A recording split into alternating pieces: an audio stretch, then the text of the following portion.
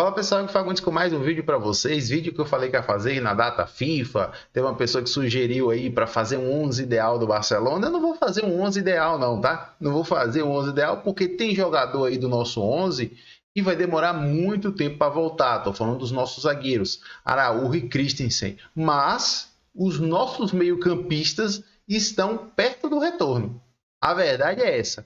Fermin perto de voltar, Dani Olmo perto de voltar e Gavi também está perto do retorno, tá? Não estou falando que os jogadores já vão estar disponíveis aí após a data FIFA, mas assim, talvez alguns, tá? Talvez Dani Olmo, talvez Fermin chegue e tal, mas Gavi demora mais um pouquinho, mas dá para dizer ali que em novembro dá para ver alguma coisa, tá? Por que eu digo isso para vocês? Gavi ontem fez um amistoso lá, aquele joguinho que o time faz das portas fechadas e jogou 45 minutos. Na verdade, o amistoso teve duração de 45 minutos e Gavi jogou ali no meio campo junto com o De Jong, tá? Processo de recuperação de Gavi, a gente sabe que é uma lesão muito delicada, mas quando a gente vê os cortezinhos de treino, a gente vê Gavi, a dedicação que ele tá, a gente fala bem assim, meu amigo, bota um homem em campo que o cara tá pronto para jogar. Aquela cabeça daqui da pessoa de fora, né? Claro que tem um processo de recuperação aí, mas a gente tá olhando para o time da gente e vendo a luz no fim do túnel quando o assunto é deixar para trás lesões de jogadores importantes. Claro que as lesões estão sempre aí, eu vou até falar sobre isso lá mais no final do vídeo, mas a gente olha para o meio campo da gente, o lugar que teria mais opção, e a gente está vendo muita gente machucada, só que agora está voltando todo mundo. E aí fica aquela dor de cabeça boa para o treinador. Qual seria o trio de meio campo ideal para o Barcelona? Qual seria o trio? E eu vou trazer algumas opções aqui para vocês, algumas opções que os membros do canal falaram lá no grupo e conversar um pouquinho com vocês, e conto muito com a colaboração de vocês aqui nos comentários para eu ler aqui, entender como é que vocês pensam, e digo para vocês logo que não tem aqui certo e errado, tá? São opiniões, pensamentos diferentes e só Flick vai dar a resposta pra gente. Se a gente vai estar certo, se vai estar errado lá na frente. Aqui agora, nesse momento, não tem ninguém certo e errado, tá? Então acho que vai ser um vídeo bem legal. Conto com a colaboração de vocês nos comentários aí para entender o trio. E digo trio porque já eu mostro para vocês aí. Então vamos trabalhar com o trio, né? Vamos trabalhar com essa parte do trio, tá? Mas antes de começar o vídeo, começar o assunto do vídeo, eu queria agradecer aos membros, agradecer a todo mundo que tá aqui, o pessoal que dá o seu suporte, o pessoal que tá sempre aí dando aquele apoio ao canal. 2,99 vira membro do Blaugranas BR, tem um botãozinho aí, seja membro, forma de pagamento do cartão, de gift card, você participa lá do grupo, conversa com a gente sobre o Barcelona, e se você se identifica com essa mensagem que é passada aqui no canal, esse torcedor menos caótico, procura entender os contextos, procura entender o que acontece no clube antes de sair criticando tudo e todos, aquele torcedor que faz críticas engajadas, né? Críticas sabendo o que está falando, críticas, ponderando certas coisas, em vez de simplesmente virar um hater do jogador, você será muito bem-vindo aqui no canal, tá? No mais, roda a vinheta para a gente falar desses nossos meio-campistas aí que estão próximos de voltar aí e ter um overbooking de meio-campista, tá? Porque é uma coisa que a gente tem bastante, tá? Roda a vinheta.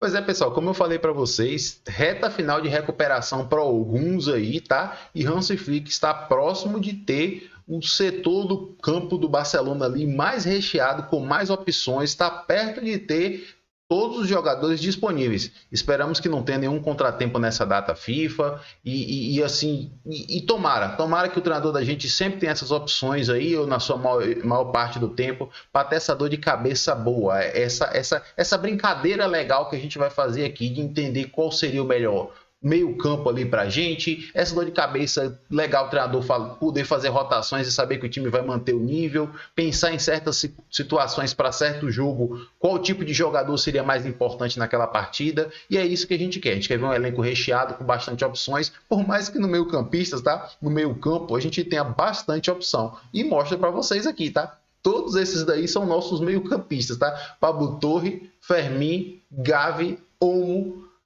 De Jong, Caçador, Pedri e Eric Garcia. Detalhe, Eric Garcia está aí, a gente sabe que Eric Garcia é zagueiro, ele está aí por quê? Porque vem jogando no meio campo. Pode ser que agora, com o retorno desses meio-campistas, Eric Garcia volte a ser uma opção na zaga, ou talvez até uma opção para lateral direito ali, reserva de Koundé, né? Pode ser. E o Bernal não está aí porque a gente sabe que não vai jogar mais nessa temporada com a lesão do rompimento grave do ligamento. Esse é o nosso as nossas opções para o meio campo, tá? E eu tô descartando até um Christensen também, que jogou de quebra-galho de volante na temporada passada, também acho que não vai jogar mais nessa e tá machucado aí, lesão de longo prazo, igual Araújo, então não vou falar. São quantas opções aí que nós temos? 3, 4, 5, 6, 7, 8 opções para 3 vagas. 8 opções no meio campo para 3 vagas, e aí a gente pode pensar em variantes, tá? Tem aquela escalação base do time da gente aqui, deixa eu mostrar para vocês. Pronto, aqui é a escalação base do time da gente, tá? Então assim, olha, vocês estão vendo que eu deixei Nakpen ali no gol, vamos focar no trio de meio campo, tá? Vamos focar no nosso trio de meio campistas, deixei Nakpen no gol, não coloquei Araújo nem Cubarsí ali, e não coloquei também aquela opção do Ferran, o Ansu Fati, que também às vezes está jogando ali nas costas do Lewandowski, eu coloquei meio campistas, tá? A gente sabe ali que Yamal é um cara fixo, Lewandowski é um cara fixo, Rafinha é um cara fixo. Ah, Rafinha joga nas costas do atacante. Não, tudo bem. Mas vamos focar nesse trio. Vamos focar nesse trio de meio campo. E no momento, o trio de meio campo da gente que tem mais funcionado na temporada é esse meio campo aí com Eric, Caçador e Pedri.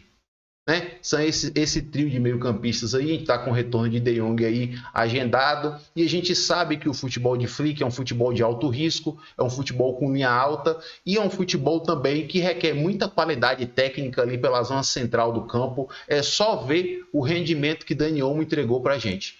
No momento que estava disponível aí um rendimento surpreendente, é uma contratação que acho que a maioria dos torcedores do Barcelona gostou da contratação, mas talvez ninguém esperava um impacto tão positivo.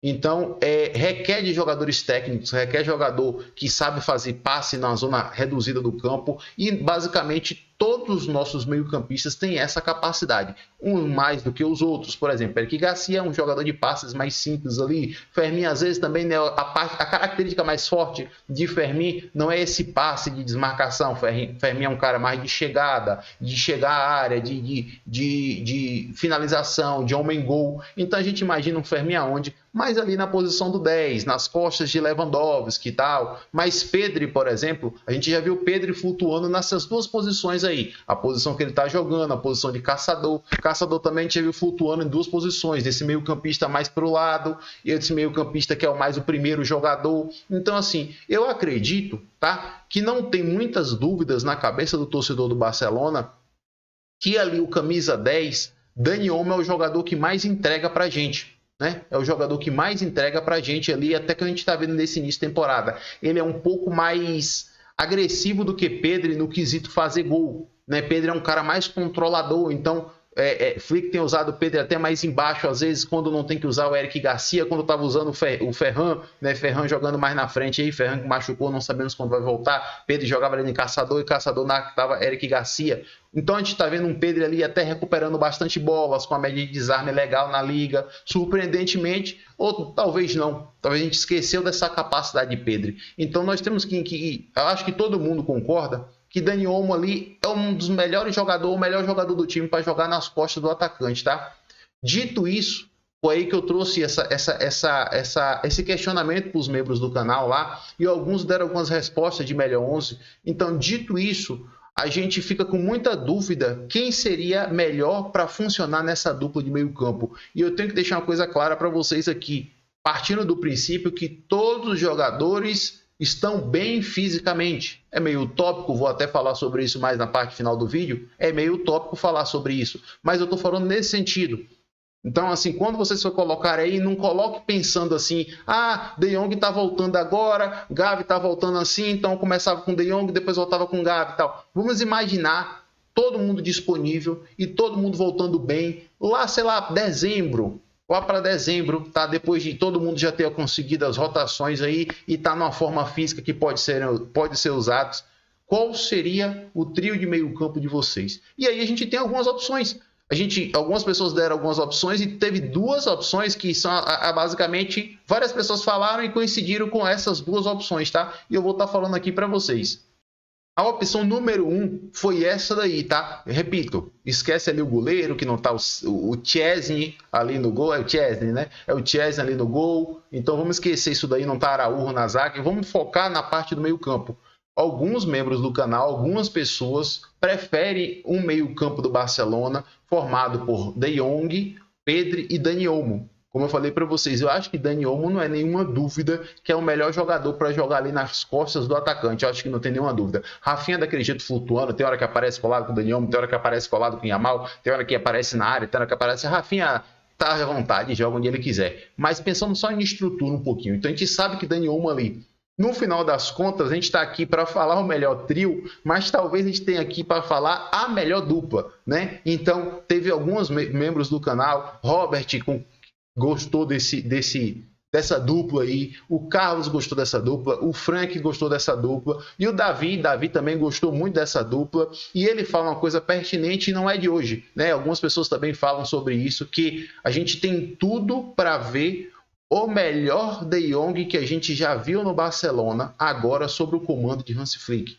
Um treinador que, sim, tem o seu jogo posicional, sim, é um estilo parecido com o nosso, só que é com uma agressividade e com uma liberdade de movimentação que pode fazer muito bem a De Jong. E isso eu concordo demais, tá? Eu concordo demais, por mais que não concordar com essa dupla, mas eu concordo muito com essa afirmação. De Jong, a gente pode ver De Jong, o melhor De Jong que a gente já viu no Barcelona. Um De Jong livre, leve e solto, com a técnica dele, com as conduções dele. Só que a gente tem que pensar também em outros aspectos, tá? Então, assim, eu concordo demais com o pessoal que defende esse 11 daí. Concordo muito e também vejo como uma opção, mas não é o meu preferido, tá? Então, pensando no melhor De Jong, talvez sim, com Flick agora, esse De Jong no meio campo, com essa liberdade, pode ser um cara realmente absurdo, tá? O segundo 11 que mais ganhou votos também foi esse daqui, com Pedri e Gavi na frente da defesa. Gente, repito, isso aqui não tem certo e errado. Isso aqui, você nos comentários vai colocar o terceiro 11, outra pessoa nos comentários vai colocar o quarto 11. Fiquem à vontade para colocar o 11 aqui que vocês querem. E na verdade não é nem o 11, é esse trio de meio-campistas aí. E na minha cabeça, Olmo ali é o melhor jogador. Você pode falar não, você prefere Pedri ali, coloca Pedri no seu, tá? Mas então fiquem à vontade aqui. Eu estou falando a minha preferência, que eu vou falar aqui agora, e o pessoal lá do membros, o grupo de membros falaram também. Tem esse meio-campo aí. Esse meio-campo aí com Gavi e Pedri, tá? É o meu meio-campo preferido, porque eu gosto muito do estilo de jogar de Gavi. Eu vejo o Caçador jogando hoje e eu vejo que Gavi pode fazer o que ele faz e ainda tem um potencial de fazer muito melhor, porque Gavi tem muito mais margem de melhora para Caçador. Aquela entrega, aquela raça, aquele jogador que tem tudo quanto é lugar do campo, com muita intensidade, com muito impacto, de capacidade de desarme, de marcação, de corrigir erros. E isso é um aspecto muito importante e eu vou mostrar até alguns números e os números não são conclusivos, tá? Não são conclusivos. Por isso que eu digo para vocês, não tem certo e errado aqui. São sensações, tá? Sensações. Então, assim, eu acredito que o jogo de risco da gente, quando uma linha de pressão não funcionar, quando o adversário romper uma linha de pressão, quando aparecer um gap na marcação, eu acho que ter Gavi no meio-campo oferece mais características de corrigir erros. E o time da gente é um time que, eu vou fazer até um vídeo sobre isso depois, já avisando os jogos com Bayern de Munique e Real Madrid. O time da gente é um time que, se a sensação que dá, a pressão não funcionar muito bem, a linha de impedimento falhar por algum motivo, o adversário vai ter chances muito claras para fazer 1, 2, 3 gols igual o Osasuna fez. Então, pensando no dia que a pressão não está mais espetacular no mundo, pensando no dia onde faltou uma sincronia na linha, eu imagino o Gavi como um melhor corretor de erros do que De Jong. Por isso que é meu 11 preferido, meu trio de meio campo preferido seria Gavi, Pedri e Dani Olmo. Então, como eu estou falando para vocês, o grande questionamento depois disso tudo aqui fica entre esses dois jogadores. Qual desses dois jogadores causaria mais impacto positivo no meio-campo do Barcelona, pensando na potencializar nossas forças e minimizar as nossas fraquezas, tá? Então, para mim, a grande dúvida o vídeo é para a gente colocar aqui o trio, sim, para colocar o trio, mas para mim a grande dúvida fica, quem seriam esses dois jogadores na frente da defesa? E para mim o grande questionamento fica entre Gavi, e De Jong. Tá? Então eu gostaria muito de ver os comentários de vocês aqui e tem alguns números para mostrar que, repito para vocês, não são números conclusivos, são números extremamente parecidos. O que fica aqui são as sensações. Eu tenho alguns números para mostrar para vocês aqui. Por exemplo, ó,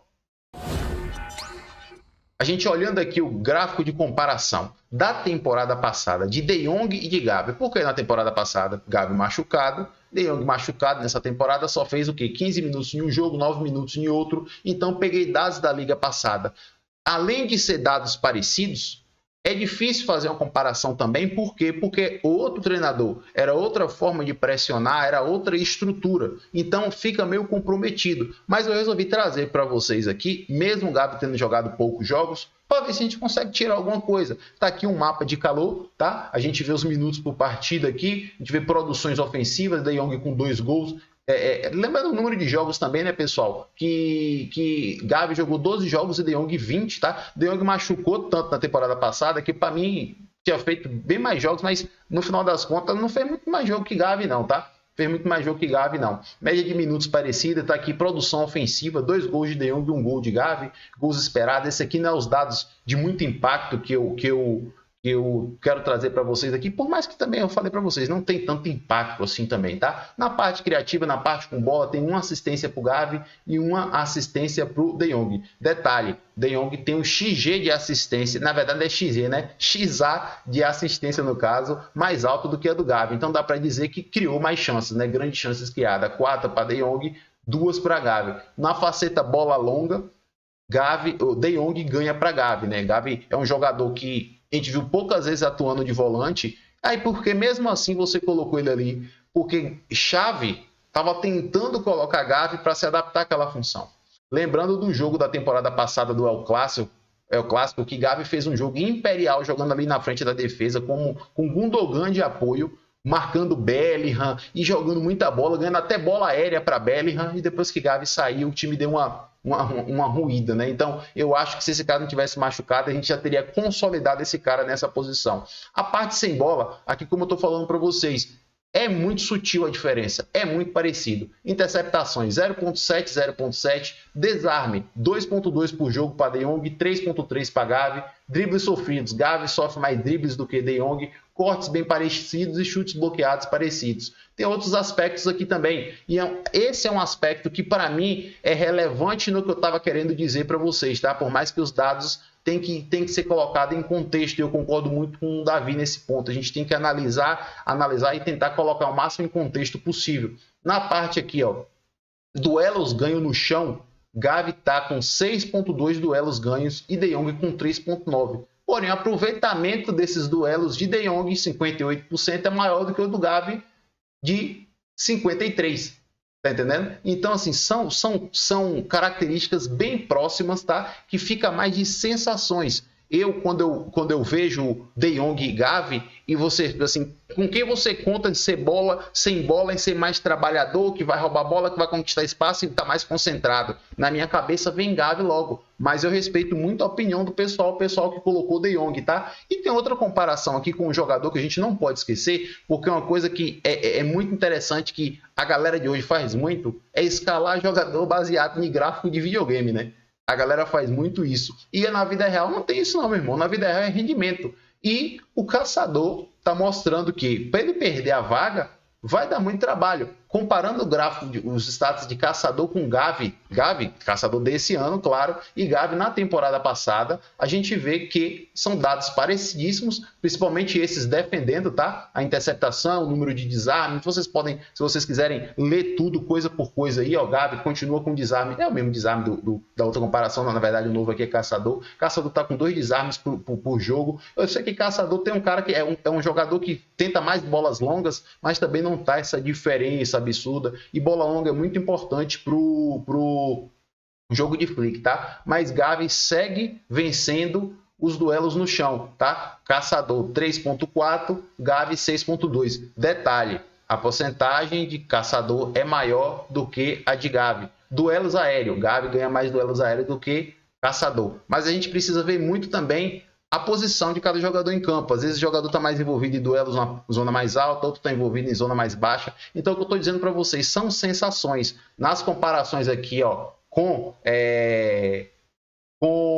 De Jong, tá? De Jong, ele tá muito parecido no quesito de duelos ganho no chão, no quesito de duelos aéreos aqui. Realmente, De Jong ganha bem mais do que ele, mas isso não é critério também, porque Gavi ganhou. Aqui, Gavi está empatado basicamente em duelos aéreos com o De Jong. Então, Gavi, de fato, é um monstrinho mesmo. E Caçador está se mostrando esse monstrinho, tá? Caçador está se mostrando esse monstrinho. Então, eu gostaria muito de ler aqui nos comentários de vocês o que é que vocês acham de qual seria a melhor dupla, tá? Uma coisa que eu digo para vocês, claro, é que o Barcelona é o único que não vai sair perdendo. Finalmente a gente vai ter bastante opções. E eu deixei até o campinho aqui para vocês, tá? Deixei até o campinho aqui para vocês, porque assim, eu deixei escrito isso daqui, mas isso daqui pode mudar qualquer jogo. Isso daqui o treinador tem a opção de mudar qualquer jogo. Nesse jogo aqui tá Gavi, Pedro e Olmo. Pode ser que um dia aqui Pedro não esteja. E aí você chega e vai com De Jong. Entendeu? O Barcelona vai ter essas opções. Você joga com De Jong, vai ter um dia que você vai querer mais pegada e de repente você vai ter a opção de Gavi e Caçador. Então você vai colocar aqui, ó, Gavi e Caçador, você pode colocar o Caçador mais embaixo, o Gavi um pouco mais solto. Pode chegar um dia do Dani Olmo e o Pedro não está disponível e o De Jong jogar com mais liberdade, igual o Davi chegou e falou pra gente que De Jong começou a carreira jogando mais avançado e o time precisando de mais proteção. Tá entendendo? E isso, pessoal, eu não estou descartando, tá? Descartando, e aqui eu volto para falar com vocês, eu não estou descartando nenhum dessas outras opções que a gente tem. Eu só estou trazendo aqui porque o duelo Gavi De Jong foi o duelo que mais chamou minha atenção, porque eu tinha na cabeça que o torcedor do Barcelona, por mais bom jogador que o torcedor acha que De Jong eu acho que pelas carências que o time da gente tem, duelos, combates, que Gavi representaria mais isso. Só que quando você vai nos números, os números estão bem parecidos. Então não tem certo e errado, tá? E como eu estou dizendo para vocês, e eu não estou descartando nenhum desses outros. O Barcelona, por sinal, tem muito meio-campista, né? Tem um Fermin que já vai entrar mais lá na frente, aí vem um Pablo Torre que entra lá na frente, como eu disse para vocês, lá para jogar lá na frente tem Dani Olmo, tem Pedri, tem o Pablo Torre, tem o Fermin e talvez até o De Jong, numa circunstância onde o time vai entrar em campo com Caçador e com Gavi, ou vai entrar em campo ali com Pedri e com Caçador, Pedri e Gavi, vai colocar o De Jong mais à frente, por que não o De Jong mais à frente? Por que não, tá? Então, assim, eu não acho que tem certo e errado nisso daqui, tá? Então, toda opinião é bem-vinda. Então, assim, e outra coisa, tem hora que a gente fica falando bem assim, ó, o Barcelona precisa de um 11 ideal, o Barcelona precisa de um 11 que torcedor, eu tenho muito isso na minha cabeça, que o torcedor olhe para o time e bata e fala assim, esse daqui é o 11 ideal do Barcelona. Aí eu pergunto para vocês, eu sou desse cara, tá? Eu sou desse cara de falar assim, que é o 11 do Barcelona. Eu chego e falo bem assim, não, o 11 do Barcelona naquele ano 2011 era Valdés, Daniel Alves, Piqué, Puyol, Abidal, mascherano ali no lugar de Puyol, que Puyol machucou muito. Aí vinha Busquets, Xavi, Iniesta, Pedro, Messi e Villa. Eu gosto muito disso. Eu gosto muito de saber o 11. Ah, no ano de Luiz Henrique, que ganhou a Champions. Ter Stegen ali, goleiro de Liga dos Campeões. Daniel Alves, Piqué, Mascherano, Jordi Alba, Busquets, Iniesta, Rakitic e a MSN. Eu gosto muito disso. Mas será que no futebol de hoje esse 11 realmente ainda existe? Será que no futebol de hoje, com tanto desgaste físico, é utópico pensar num 11 ideal? É utópico o cara querer sempre um 11 fixo ou um 11 para os grandes jogos? Eu deixo esse questionamento aberto para vocês aqui, tá? Porque assim, vai ser muito difícil também, por mais que eu falei que os meio-campistas estejam voltando, que todos eles estejam disponíveis todas as semanas. Tá? Um elenco recheado assim, com tanta opção no meio campo, só deixa o treinador com mais opções, só deixa o treinador trabalhar à vontade. E ainda tem outras opções ali que eu poderia falar para vocês, com 4 meio campistas, com Pedri, com Gavi, com De Jong ou com Dani Olmo aberto na ponta esquerda. Temos várias variantes, temos como botar um meia desse de falso 9, eu acho que a gente só sai ganhando. Por mais que eu acho que o time tem algumas deficiências de ganhar duelos, então por isso que eu escolhi aquele meio campo com Gavi, tá? Por mais que eu acho que tem alguma deficiência assim, nesse aspecto de ir lá e conquistar a bola, de vencer e conquistar isso, de chegar e se apresentar e conquistar o espaço e roubar a bola do adversário, e os números os números bem parecidos, tá? São sensações, tá? Então eu acho que o Barcelona só sai ganhando, tá?